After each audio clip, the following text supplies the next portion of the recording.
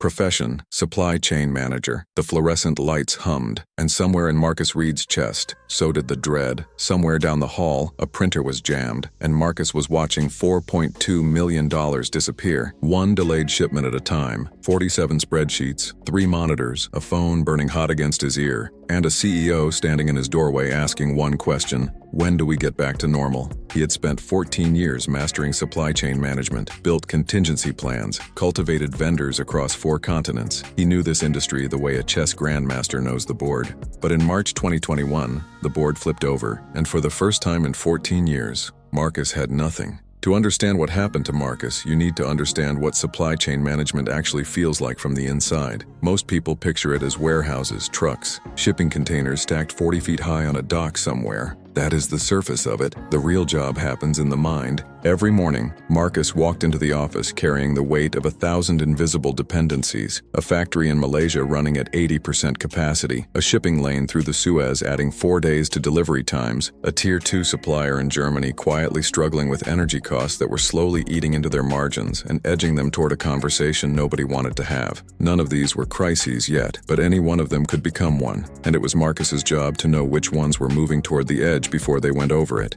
He had built his career on that instinct, on reading signals that other people missed, on picking up the phone before the email arrived, on knowing his vendors well enough to hear the hesitation in their voice before they said everything was fine. For 14 years, that instinct had never failed him. He had navigated the 2008 financial crisis. He had managed the Japanese tsunami disruptions in 2011. He had held the line through trade wars and tariff battles and labor strikes and every other crisis the global economy had thrown at his industry. He was not just good at this job, he was one of the best. And then 2021 arrived, and it brought everything at once. The semiconductor shortage did not announce itself. It crept in, quietly, like water finding cracks in a foundation. First, it was lead time stretching from 8 weeks to 12, then to 20, then to 32 weeks for components that used to ship overnight. Meanwhile, a COVID outbreak shut down a critical factory in Vietnam with 48 hours notice. A port backlog in Long Beach grew so severe that ships were anchored offshore for weeks, waiting for a berth that never seemed to open up. And somewhere in the middle of all of this, consumer demand exploded. People stuck at home were buying electronics, appliances, cars, furniture, equipment, everything that required the exact components that were now impossible to source. Marcus was running in every direction simultaneously,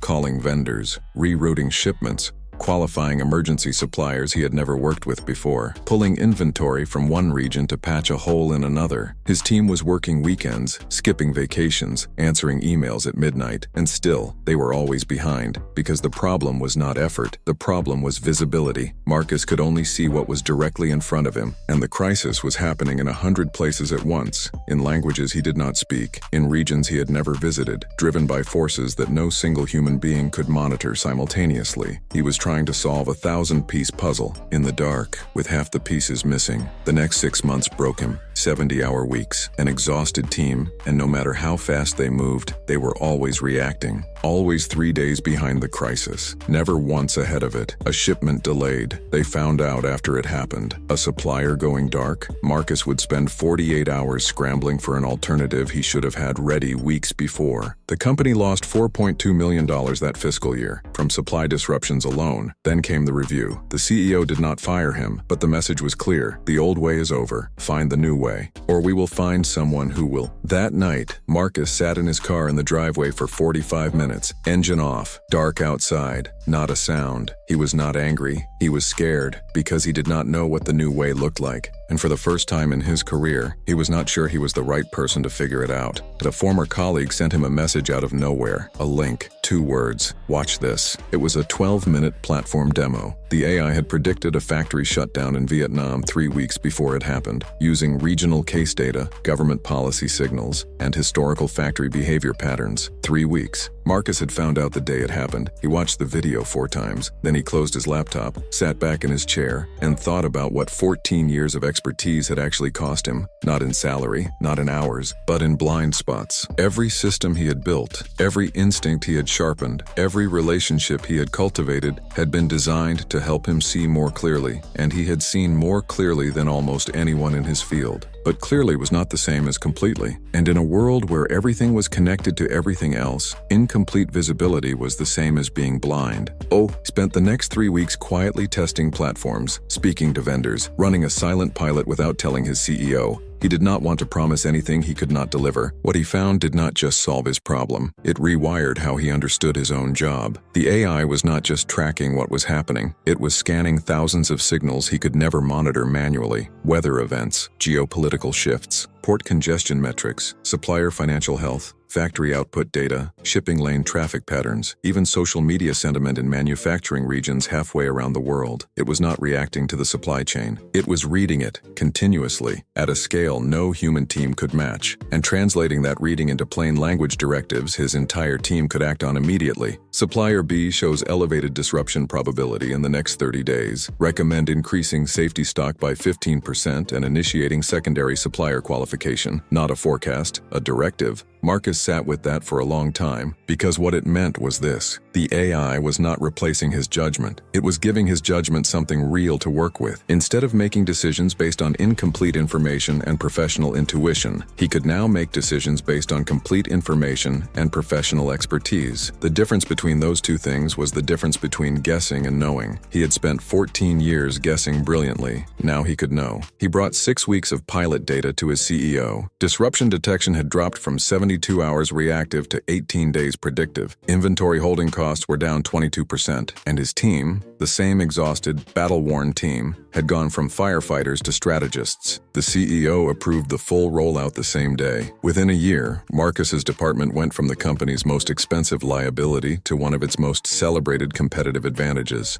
2 more major global disruptions hit: a Red Sea shipping crisis that blindsided the entire logistics industry, a rare earth materials shortage that sent competitors into a full scramble for alternatives. Marcus's company was not scrambling. Marcus's company was ready, because 18 days earlier, the system had seen it coming, and Marcus had already moved. He still works long hours. Supply chain never fully sleeps, but the nature of his work has shifted completely. He is not processing data anymore. The AI does that. He is interpreting it. Building relationships with suppliers, the AI flags as strategically critical, sitting in rooms with the CFO and the board, translating global risk into forward-looking business decisions. His team has changed too. They are not chasing problems anymore. They are anticipating them. They arrive at work in the morning knowing what the next 30 days look like, knowing where the pressure points are, knowing which moves to make before the situation forces their hand. He went from reacting to the world to explaining it. He tells his team something now that he never would have said 5 years ago. Our job is not to know everything. Our job is to ask the right questions. The AI will do the rest. Dyer. Here is what Marcus's story is really about. It is not about artificial intelligence. It is not about platforms or algorithms or data pipelines. It is about the gap between what human expertise can see and what the modern world actually requires you to see. That gap has always existed, but for most of history, it was manageable. The world moved slowly enough that human instinct, experience, and hard work could bridge it. That is no longer true. The world moves too fast, too many variables, too many connections, too many signals firing simultaneously in too many places at once. The professionals who will thrive in this environment are not the ones who work the hardest. They are not even the ones who know the most. They are the ones who know how to extend their expertise through tools that can see what they cannot. Supply chains do not fail all at once. They fray, signal by signal, week by week, until one day everything comes apart and you are left wondering how you did not see it coming. Marcus saw it coming, but only after he stopped trying to see everything himself. If you manage complex systems with hundreds of moving parts, the question is not whether AI can help you. The question is how much it is already costing you that you are not using it. The signals are out there. The question is whether you are listening. Subscribe, because every week we bring you a real professional who used AI not to replace their expertise, but to make it unstoppable. Next week, we follow a doctor who was missing critical diagnoses until AI gave him a second set of eyes that never blinked. The AI advantage, because knowing how to use the tools is the new competitive edge.